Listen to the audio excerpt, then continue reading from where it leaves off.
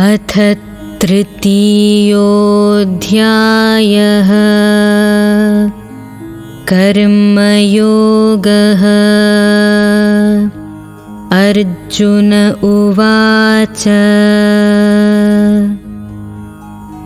जायसि चेत् कर्मणस्ते मता बुद्धिर्जनार्दन तत्किं कर्मणि घोरे मां नियोजयसि Keshava. Arjuna said, Krishna, if you consider knowledge as superior to action, why then do you urge me to this dreadful action, Keshava? व्यामिश्रेणेव वाक्येन बुद्धिं मोहयसीव मे तदेकं वद निश्चित्य येन श्रेयोऽहमाप्नुयाम्। You are, as it were, puzzling my mind by these seemingly conflicting expressions. Therefore, tell me the one definite discipline by which I may obtain the highest good. Shri Bhagavanuvacha Lokesmin dvividha nishtha Pura prokta maya nagha Jnana yogena sankhyanam Karma yogena yoginam. Shri Bhagavan said, Arjuna, in this world, 2 courses of sadhana had been enunciated by me in the past. In the case of Sankhya Yogi, the sadhana proceeds along the path of knowledge, whereas in the case of the Karma Yogi, it proceeds along the path of action.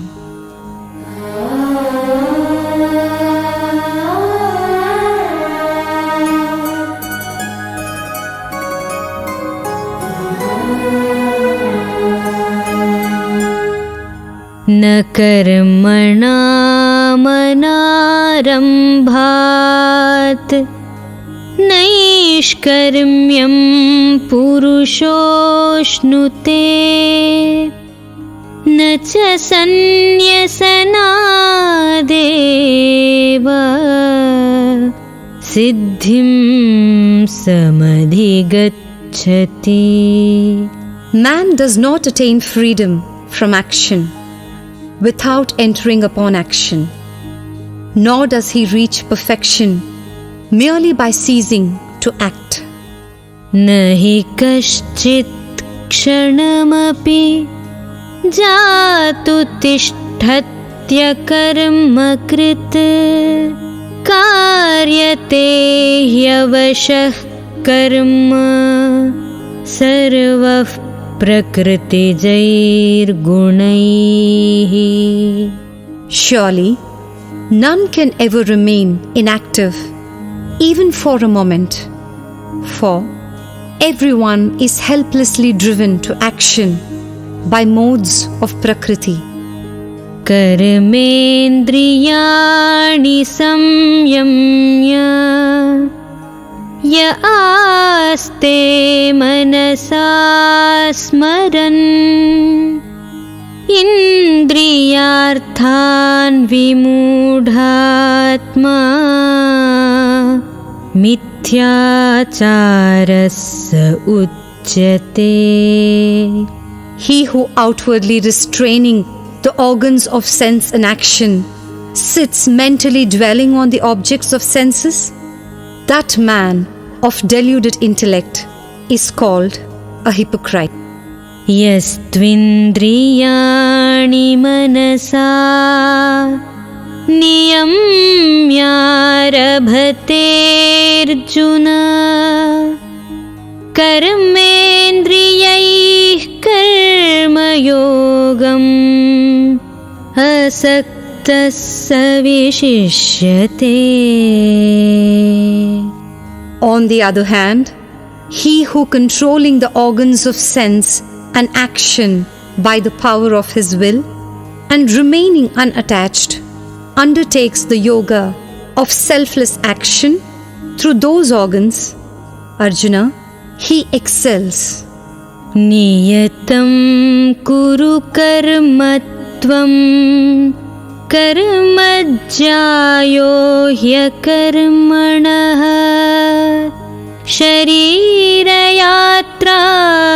च ते न प्रसिद्ध्येद कर्मणः. Therefore, do perform your allotted duty, for action is superior to inaction. Desisting from action, you cannot even maintain your body. यज्ञार्थात् कर्मणोऽन्यत्र लोकोऽयं कर्मबन्धनः तदर्थं कर्म Kaunteya मुक्तसङ्गः समाचर. Man is bound by his own action, except when it is performed for the sake of sacrifice. Therefore, Arjuna, do you efficiently perform your duty, free from attachment, for the sake of sacrifice alone. सह यज्ञाः प्रजा सृष्ट्वा पुरोवाच प्रजापतिः अनेन प्रसविष्यध्वम् एष वोस्त्विष्टकामधुक्. Having created mankind along with Yajna, at the beginning of creation, the Creator Brahma said to them, "You shall prosper by this. May this yield the enjoyments you seek." देवान् भावयतानेन ते देवा भावयन्तु वः परस्परं भावयन्तः श्रेयः परमवाप्स्यथ. Foster the gods through the sacrifice, and let the gods be gracious to you. Thus, each fostering the other selflessly, you will attain the highest good. इष्टान् भोगान् हि वो देवा दास्यन्ते यज्ञभाविताः तैर्दत्तानप्रदायैभ्यो यो भुङ्क्तेस्तेन एव सः. Fostered by sacrifice, the gods will surely bestow on you, unasked, all the desired enjoyments. He who enjoys the gifts bestowed by them without offering anything to them in return is undoubtedly a thief. यज्ञशिष्टाशिनः सन्तो मुच्यन्ते सर्वकिल्बिषैः भुञ्जते ते त्वघं पापा ये पचन्त्यात्मकारणात्. The virtuous who partake of what is left over after sacrifice are absolved of all sins.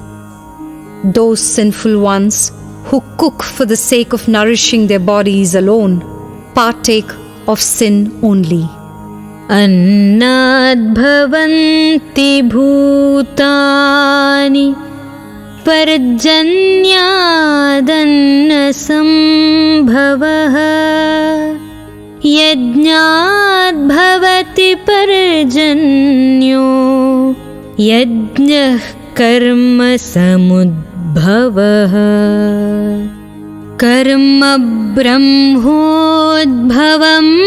विद्धि ब्रह्माक्षरसमुद्भवम्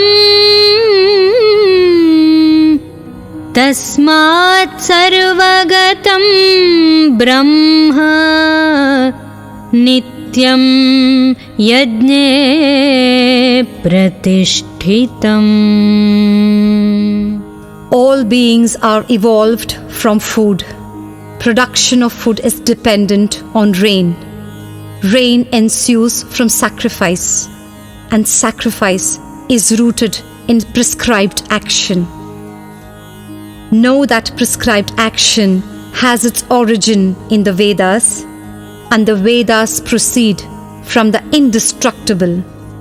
Hence, the all-pervading infinite is always present in sacrifice. एवं प्रवर्तितं चक्रं नानुवर्तयति हयः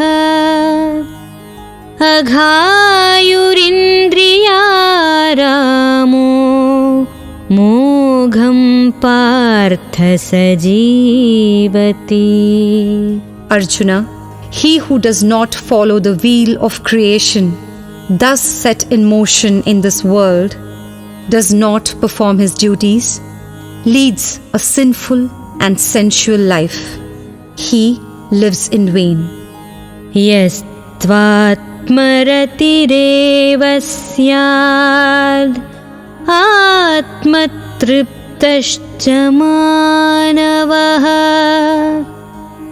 आत्मन्येव च सन्तुष्टः तस्य कार्यं न विद्यते.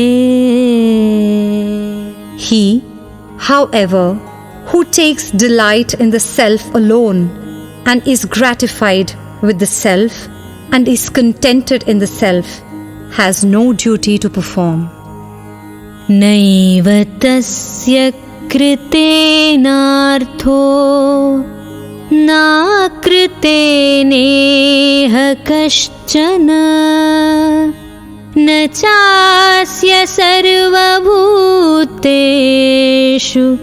कश्चिदर्थव्यपाश्रयः. In this world, that great soul has nothing to gain by action, nor by abstaining from action, nor has he selfish dependence of any kind on any creature. तस्मादसक्तः सततं कार्यं कर्म समाचर असक्तो ह्याचरन् कर्म परमाप्नोति पुरुषः. Therefore, go on efficiently doing your duty at all times without attachment. Doing work without attachment, man attains the supreme. कर्मणैव हि संसिद्धिम् आस्थिता जनकादयः लोकसङ्ग्रहमेवापि सम्पश्यन् कर्तुमर्हसि. It is through action, without attachment alone, that Janaka and other wise men attained perfection. Having in view the maintenance of the world order too, you should take to action. यद्यदाचरति श्रेष्ठः तत्तदेवेतरो जनः स यत्प्रमाणं कुरुते लोकस्तदनुवर्तते.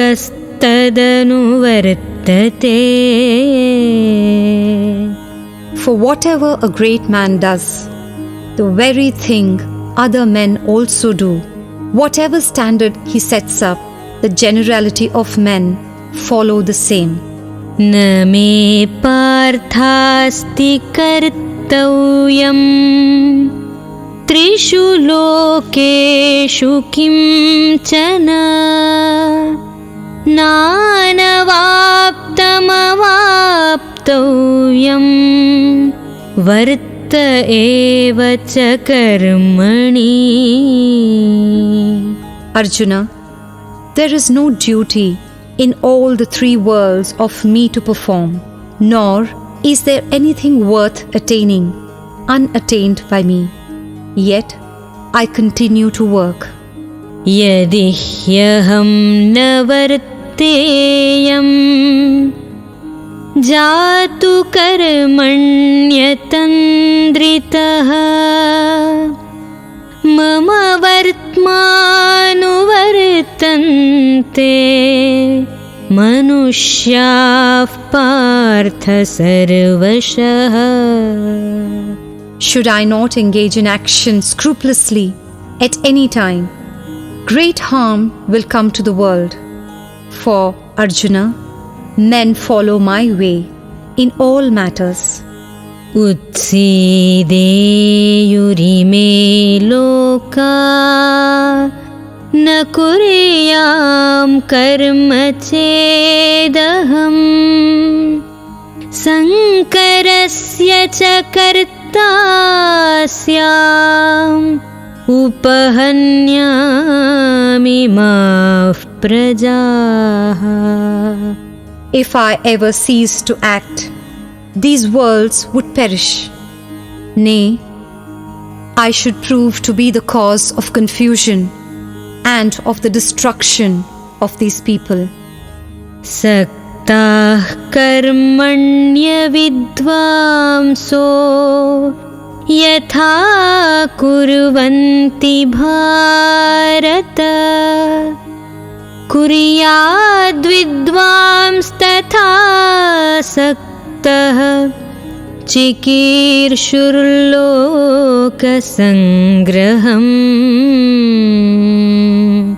Arjuna, as the unwise act with attachment, so should the wise man, with a view to maintain the world order, act without attachment. न बुद्धिभेदं जनयेत् अज्ञानां कर्मसङ्गिनां जोषयेत् सर्वकर्माणि विद्वान् युक्तः समाचरन्. A wise man established in the self should not unsettle the mind of the ignorant, attached to action, but should get them to perform all their duties, duly performing his own duties. प्रकृतेः क्रियमाणानि गुणैः कर्माणि सर्वशः अहङ्कारविमूढात्मा कर्ताहमिति मन्यते. In fact, all actions are being performed by the modes of Prakriti. The fool, whose mind is deluded by egoism, thinks, I am the doer. तत्त्ववित्तु महाबाहो गुणकर्मविभागयोः गुणागुणेषु वर्तन्त इति मत्वा न सज्जते. However, he who has true insight into the respective spheres of gunas and their actions, holding that it is the gunas that move among the gunas, does not get attached to them, Arjuna. प्रकृतेर्गुणसम्मूढाः सज्जन्ते गुणकर्मसु तान् कृत्स्नविदो मन्दान् कृत्स्नविन्न विचालयेत्. Those who are completely deluded by the gunas of Prakriti remain attached to those gunas and actions. The man of perfect knowledge should not unsettle the mind of those ignorance of imperfect knowledge. मयि सर्वाणि कर्माणि सन्न्यस्याध्यात्मचेतसा निराशीर्निर्ममो भूत्वा युध्यस्व विगतज्वरः.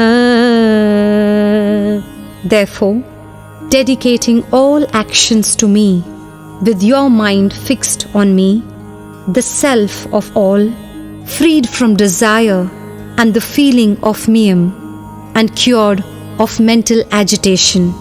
ये मे मतमिदं नित्यम् अनुतिष्ठन्ति मानवाः श्रद्धावन्तो न सूयन्तो मुच्यन्ते तेऽपि कर्मभिः. Even those men who with an uncavling and devout mind always follow this teaching of mine are released from the bondage of all actions. ये त्वेतदभ्यसूयन्तो नानुतिष्ठन्ति मे मतम् सर्वज्ञानविमूढांस्तान् विद्धि नष्टान चेतसः. But they, however, who, finding fault with this teaching of mine, do not follow it, take those fools to be deluded in the matter of all knowledge as lost.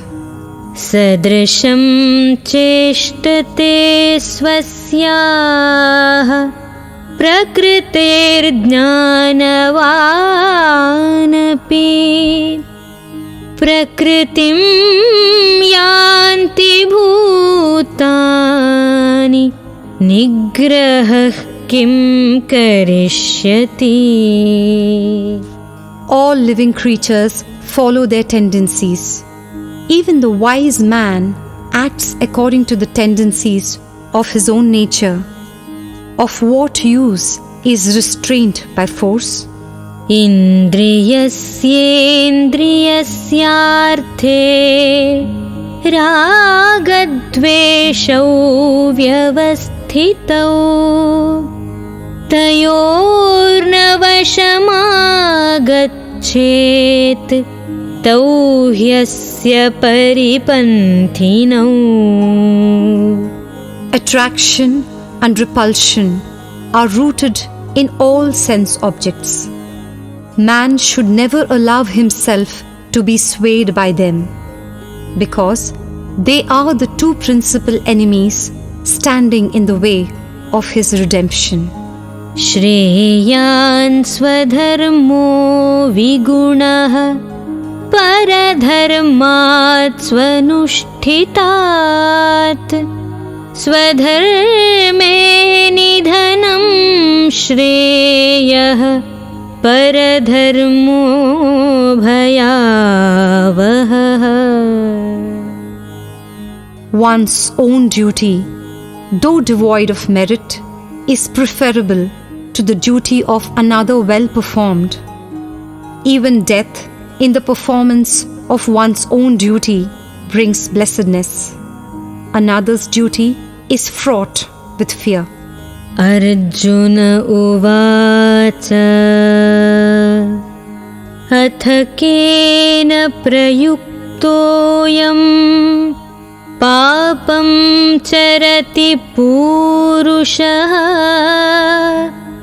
अनिच्छन्नपि Varshneya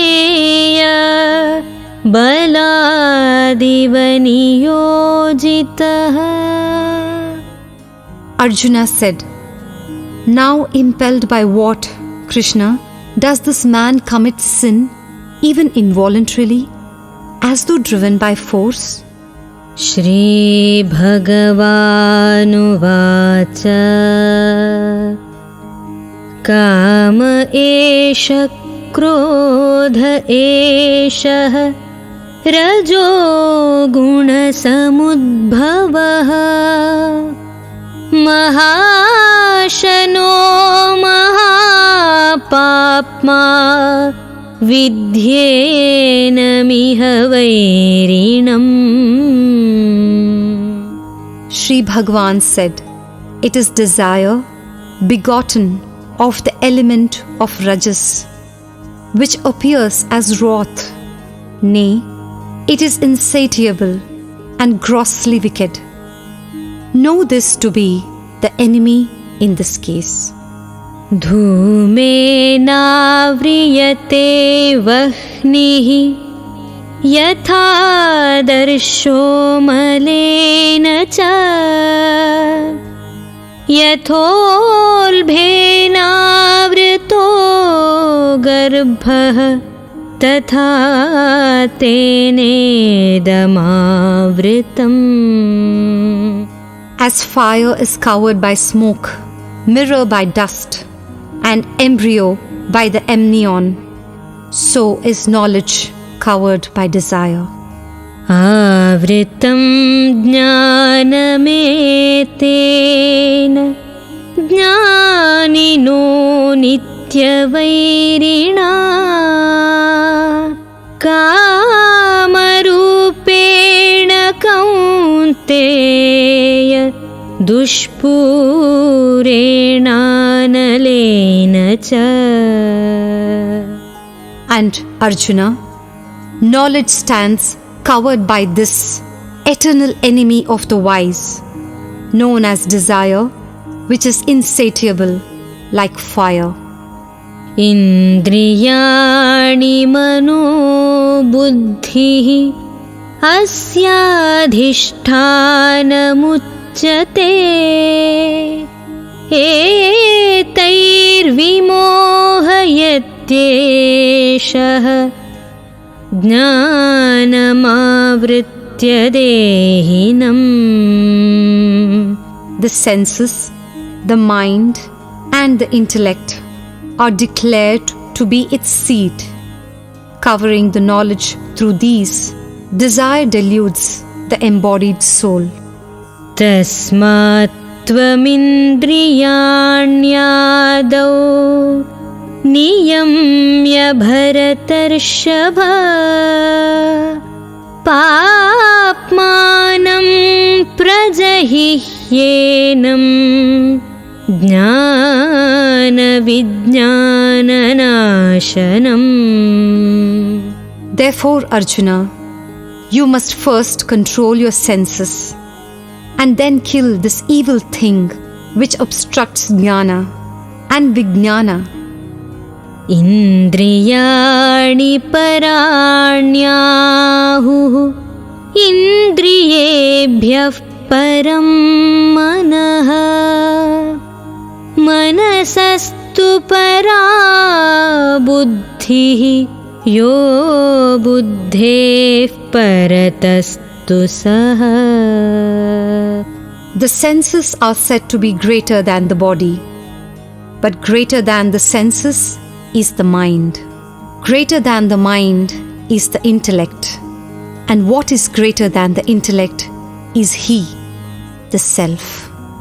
Evam buddhe param buddhva samstabhyatmanamatmana jahi shatrum mahabaho kamarupam durasadam.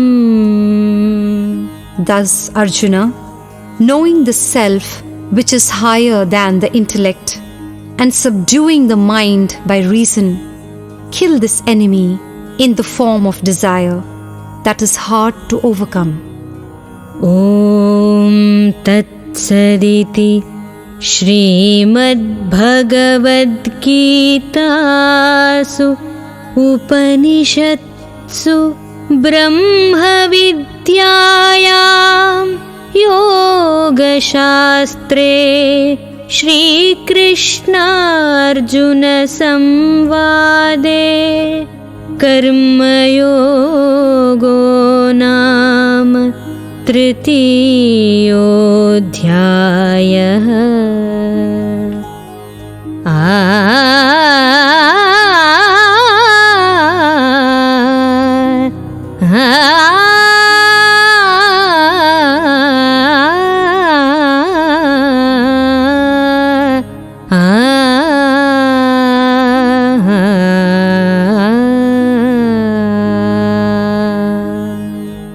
Conclusion. Thus, in the Upanishads sung by the Lord, the science of Brahma, the scripture of yoga, the dialogue between Sri Krishna and Arjuna ends the third chapter entitled Karma Yoga, or the Yoga of Action.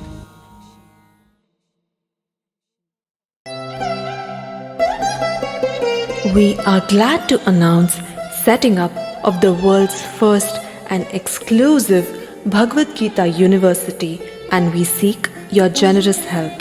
For more details, visit our website gitauniversity.in or give us a missed call on 9128 444 555. Also, please share this information to your friends to enable us build a world-class Gita University and make the world a better place to live. Jai Shri Krishna.